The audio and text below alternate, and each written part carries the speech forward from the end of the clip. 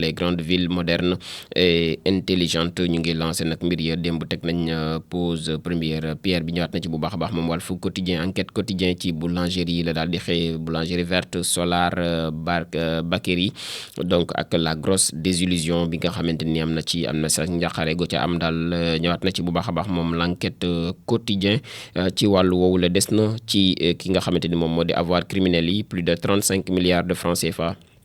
yi nga xamante ni daan nañ koy recouvrer ci atum 2025 waaye des ci corruption présumée moom Ismaïla Madior Fall ba léegi ci biir journal bi assigné à résidence le professeur de droit constitutionnel privé de bourse aussi l'étudiant se tourne vers la vente de drogue moom ginnaaw bi ñu ko xañee bourse moom étudiant bi dafa daal di rek jublu ci njaayum drogue mi donc ñëwaat na ci bu baax a baax moom l'enquête quotidien di ñu xam lekk étudiant boobule yor bi des na ci réforme de la gouvernance fiscale le gouvernement de Sonko s'engage moom ci wàllum gouvernance fiscale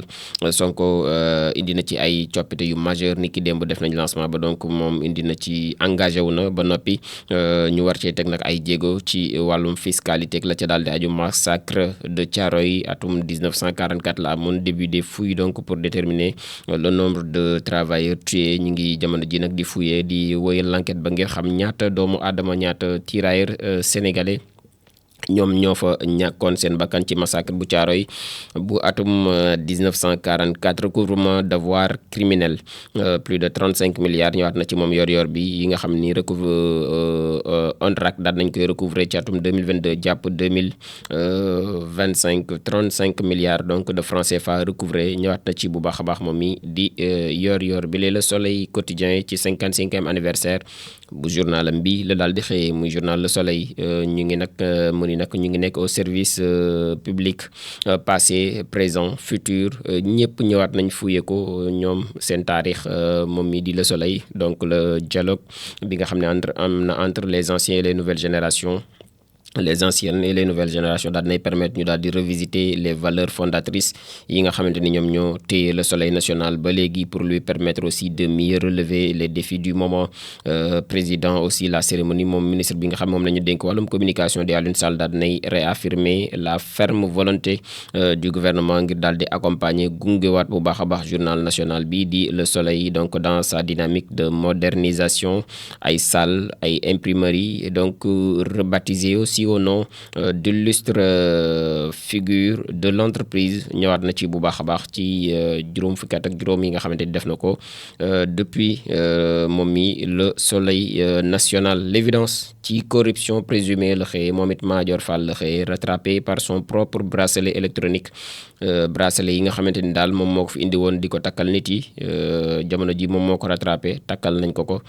noonu la ko daal di xaatime moom mi di l'évidence yi nekk ay affaire Khadim Ba un mémorandum bi nga xamante ni aussi daal dañ koy remettre tout en question ñaat na ci moom l'évidence réew mi quotidien ci Casamance la xëyee ne nag chiffre ya jamono ji yu déménagé ma ngay rot 54 localités la ñu ciblé woon ci ndell wi nga xamante ni ma nga fa woon donc 54 localités réparties dans 11 communes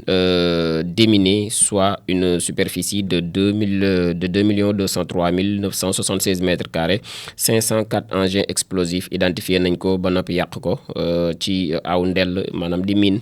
75 zones non déminées jamono ji dans 36 localités yi nga xam ne ma nga foofee ca Casamance représentant donc plus de 1 281 987 2 mètres carrés de terre potentiellement contaminés ñu ngi donc ci ni ñuy defaat ba gën a setal Casamance googu la ñëwaat na ci bu baax a baax moom réew mi quotidien corruption présumée moom Ismaïla Madior Fall placé sous bracelet électronique titre réew mi quotidien l'info yéenekaay ci ex ministre bi la xëyee moom Madior ba léegi sous bracelet électronique retour de bâton donc pour Ismaïla Madior Fall bal ba mu sànni woon ca mur ba moo dellu siwaat ci moom ñëwaat na ci bu baax a baax moom l'info yéenekaay di ñu ko xaatimal sax ak yaatal ci xëtam mu njëkk waaye article baa ngi ca page 4 bu journal bu tey jile coopération en Afrique ak les États-Unis Afrique États-Unis donc ñu ngi intensifier leur échange ci wàllum pays francophonie donc ñëwaat na ci moom mi di l'info yéenekaay Libération des na ci exploitation de l'or fële ca Mako muy liggéeyum or gi. Donc après des contrôles de la douane ak yu fisc yi Petowol Mining ñoom Petowol Mining Company daal dinañu ñu ngi nekk ci tourmente ci ak njàqare donc pour 16 milliards de francs CFA yoo xamante ni yu leerul la enquête bi daal bu douane la mi ngi révélé ay opération suspecte donc de sortie d'argent fii ci biir réewum Sénégal bu Petowol Mining Company bi nga xamante ni ñu ngi évoqué des paiements à son actionnaire majoritaire bu Bambouk donc Bambouk Mineral Limited bi nga xam ne ngi logé en île Maurice donc ñu ngi transiger pour 8 milliards de francs CFA actionnaire bi muy actionnaire majoritaire bi aussi mi ngi nekk en tiraillement avec Petowol Mining Company bi nga xamante ni suite au non paiement de dividendes yoo xamante ni dañ ko amel au montant payé à la douane donc et aux impôts l'assigne devant le tribunal de Dakar bu ñu may wul dinañ dem ci kanam yoon ngir leeral koppar googu léegi toll ci 16 millions de francs CFA jawaat na ci bu baax a baax moom Libération yéen kaay Direct News ci Ismaïla Madior la xëye l'ironie de l'histoire. Ismaïla Madior Fall le théoricien du bracelet électronique ñu ngi def ci nataal bi sax ci xët bu njëkk bu journal bi ba mu koy wane niñ koy defee ci assemblée nationale di def théorie li nga xamante ni moom moo di bracelet électronique boobee 2 ans après bracelet boobee mi ngi ci ay tànkam il en a pris donc noonu la ko titré moom journal bi di Direct News ñëwaat ci mardi 20 mai 2025 moom l'ancien ministre de la justice Ismaïla Madior Fall a été placé sous bracelet électronique titre Direct News conférence internationale sur la croissance globale participation remarquable bi nga xamante ni Mimi Touré def na ko ca ñëwaat na ci moom it en image waaye itam diñu ko leeral ci page 2 bu journal bi di Direct News sur ça ci Ismaïla Madior Fall it la xëyee ba léegi après avoir initié le programme des bracelets électroniques Ismaïla Madior s'en est tapé un ginnaaw bi mu ko initié jël na ca wàllam moom mii di Ismaïla Madior Fall ñëwaat na ci bu baax a baax moom mii di source à les SAMES bi nga xamante ne aussi ñu ngi en grève pour seen ay prime de non chef de service ak li jëm ci wàllum revalorisation des astreintes solution définitive pour la radiothérapie entre autres questions yoo xamante ni tax na nag kuréel googu di SAMES ñu daal di dem grève dalal jàmm paralysé donc noonu la ko daal di titré moom mi di source a des na ci dialogue national bi ak visite au Maroc bu Ousmane Sonko au Burkina donc Serigne Mbacké Ndiaye moom sans tabou wax na la ma xalaat ci visite Ousmane Sonko ba fële ca Burkina ginnaaw bi mu nekkee ci ginnaaw ab visite au Maroc ak dialogue national ba joxe na ca xalaatam sans détour moom mi di Serigne Mbacké Ndiaye moom it ancien ministre sous Macky Sall ñëwaat na ci bu baax a baax moom source à l'observateur la ñu daal di dem ci référé pour ouverture de procédure pénale la xëye zone d'ombre bi nga xam ne am na donc lu leerul wala sax as les waxul gi nga xam ne am na ci ab opération fantôme bu toll ci 17,495 milliards de francs CFA l'État la banque agricole ak les conventions de subvention de substitution de débiteurs sans aucun lien formellement établi ni justification solide plusieurs sociétés en tout cas dañu daan leen ni cité ci ce montage au compte trouble dont Tracto bi nga xamante ni ma nga bokk ca mbir ma service équipement la Afrique fii ci biir réewum Afrique Agripo TV ma nga ca Jamariz SA ma nga ca Senter ma nga ca complexe donc surtout Endo mi ngi ca waaye établissement Moussa Gueye ak Falilou Mbacké bio énergie green Fadema mu lim ay entreprises yi nga xamante ni daal njort nañ ñi laal nañ ci 17 milliards yooyu la ñëwaat na ci bu baax a baax moom l'observateur waaye manœuvre bi nga xam ne état bi am na ko pour daal di aider les institutions financières à subvenir à leurs besoins en fonds propres et les préservant des sanctions prévues par la législation bancaire ñëwaat na ci bu baax a baax moom mii di l'observateur des na ci kaw Zarko donc ginnaaw attaque à l'arme blanche bi nga xam ne def na ko moom Zarko suspendu par le CNG jusqu'à comparution daanaka CNG ba jël nañ seen wàll ginnaaw ba mu wujjee procureur démb ñoom aj nañ ko ba mu comparaître foofee ci seen kanam ba mu wuy ji ñu wax ak moom donc les minutes de l'audition du lutteur à la DIC ñëwaat na ci bu baax a baax ci minutes yi nga xam ne def na ko ci kanamu waa division des investigations criminelles moom mi di Zarko point actu dafa des ci ki nga xam ne dañ koo topp pour donc tentative de corruption moom Ismaïla Madior Fall ex garde des Sceaux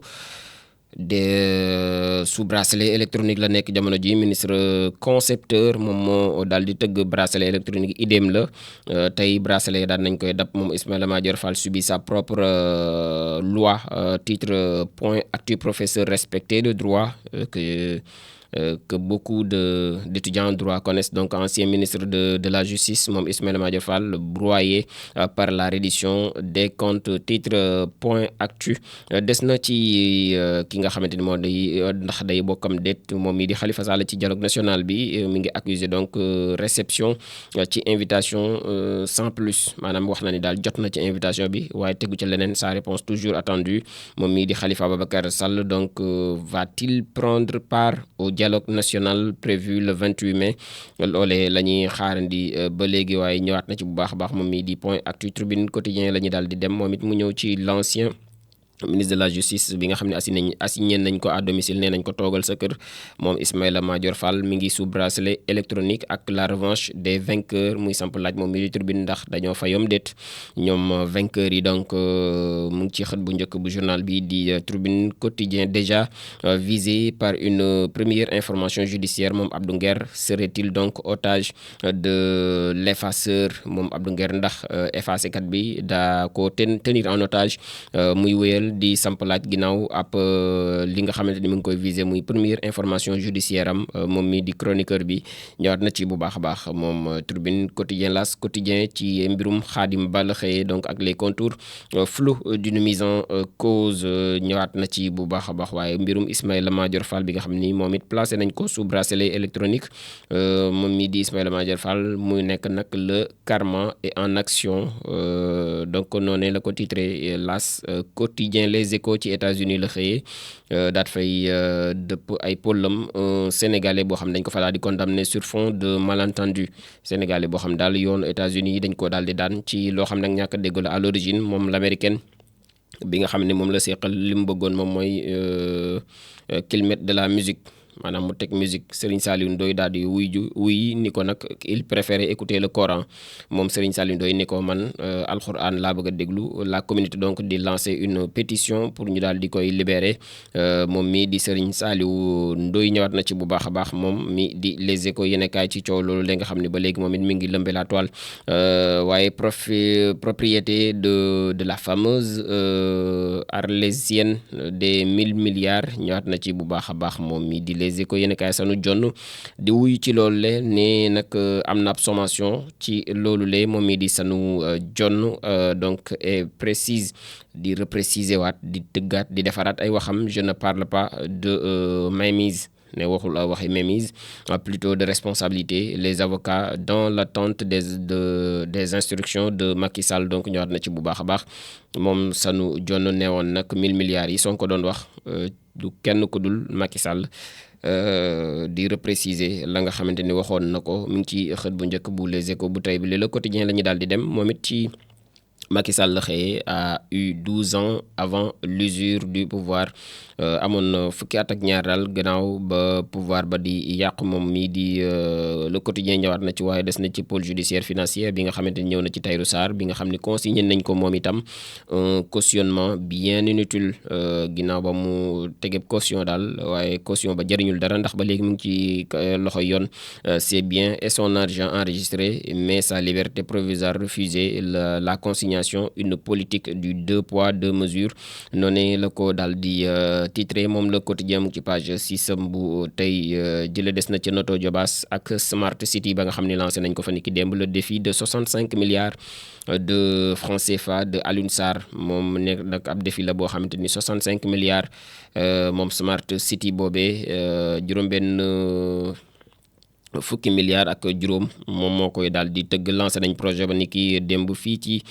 Noto Diobass Sud Quotidien ci haute cour de justice la xëy Ismaïla Madior Fall écope d'un bracelet moom it Ismaïla Madior Fall jël na wàllam ca bracelet ga du ministère à l'assignation noonu la ko titré moom Sud Quotidien l'ancien garde des Sceaux rattrapé par un marché public controversé donc loolee lañ koy tuumaale muy ab marché public boo xam ne jàpp nañu da caa laale lu tolloog 50 millions de francs CFA FIFA ci ab guerre ñëwaat na ci bu baax a baax moom mi di Sud Quotidien. Vox Populi ci haute cour de justice la xëy Ismaïla Madior Fall placé sous bracelet électronique il est assigné à résidence fële ca Ndakaaru